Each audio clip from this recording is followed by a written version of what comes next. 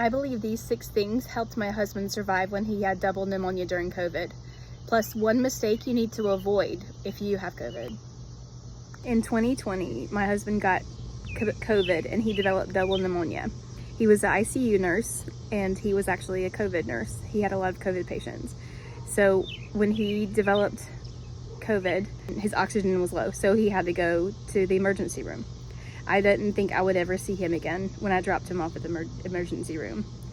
But he ended up being able to do a home health situation where he could stay at home and doctors and nurses would check on him daily, even with the oxygen.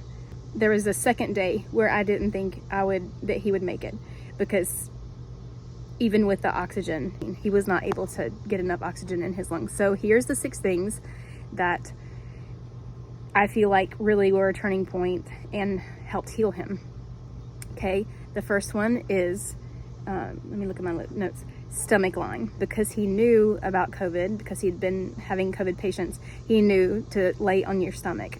And the reason behind that is because the majority of your lung tissue is on the back of your lungs, near your back. So if you lay on your stomach, then there won't be as much mucus and fluid touching the majority of your lung tissue. Number 2, deep breaths and keep your lungs open. Taking deep breaths through the day, it's just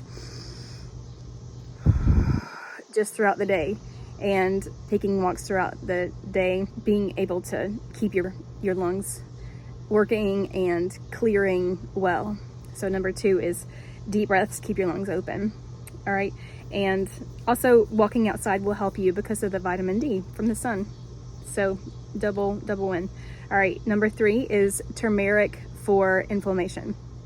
So when my husband told me the second day that I thought I was gonna lose him, when he had the oxygen machine and the oxygen tank, and we were debating, do I need to take him to the hospital? Is he going to get better? He's only getting worse. So he told me that the oxygen wasn't getting into his lungs because there was so much fluid. Even though the oxygen was blowing into his lungs, there was so much fluid because of the inflammation. And I had a light bulb moment in that moment, and it was, turmeric is very highly anti-inflammatory. So if I gave him turmeric, then it would, hopefully the idea was that it would reduce the inflammation and he would be able to get oxygen into his lungs. So turmeric. And I don't remember, well, some people call it turmeric. Some people call it turmeric, I don't know. Depends on whatever it is. But it's the Indian spice turmeric, I call it. And I don't remember how much I gave him, but I don't know that you can really overdose on turmeric.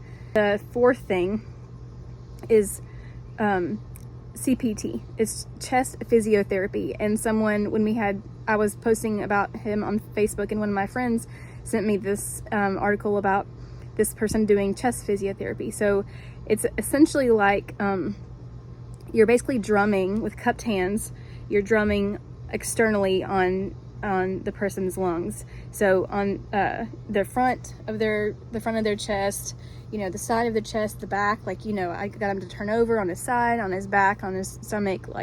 I just kind of gently drummed, beating on his chest with my hands, cupping, drumming. And the idea behind that is that it loosens up the mucus, and and coughing is good. So there should be coughing when you do that, and doing that throughout the day. I don't know, 3 times a day, or I don't know how often you would need to do it, but I think I probably did it.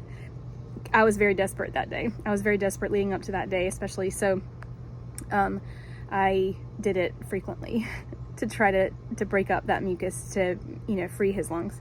So there are vests for COPD that do the same thing. You can buy a vest, but this was a manual, cheap, free way for me to do that for him.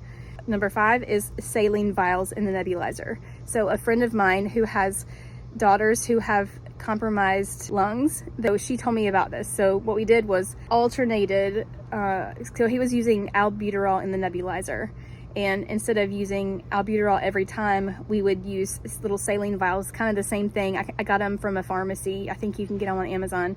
We put the saline into the nebulizer, and so salt is supposed to, it thins the mucus. So when it gets into your lungs, it thins the mucus out.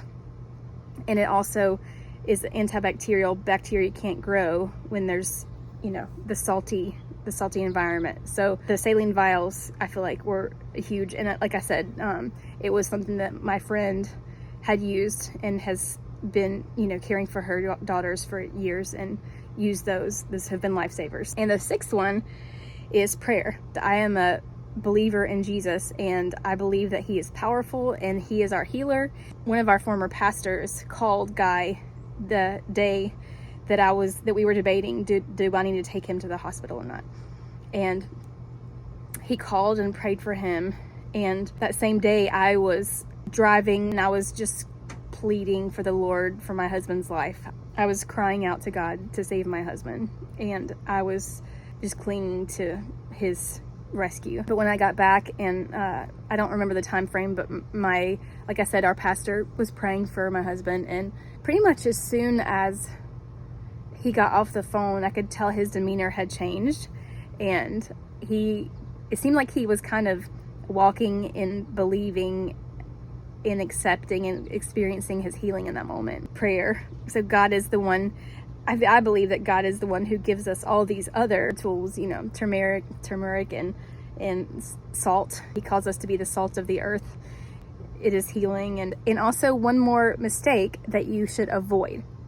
Do not stay sedentary. You know, it's kind of the opposite of keeping your lungs open. So he took medicine that, you know, usually when people have colds, they take NyQuil and they just like rest and they're just conked out all day. Well, with COVID, you can't do that. You shouldn't do that, because your lungs will close up and mucus will just thrive and grow, and it will be detrimental. So do not lay in bed sedentary all day, but don't overdo it. Don't go run a marathon and then crash and then have to stay in bed.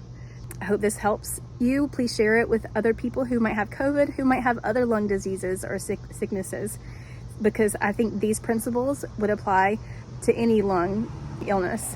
And this is one of the reasons that I wanted to have an online platform. I really wanted to be able to shout to the world these things that I feel like rescued my husband from death in 2020. And one of the reasons I'm sharing today is because I actually have COVID. That renewed my passion for sharing this information. I hope everyone stays healthy out there, and please share this information.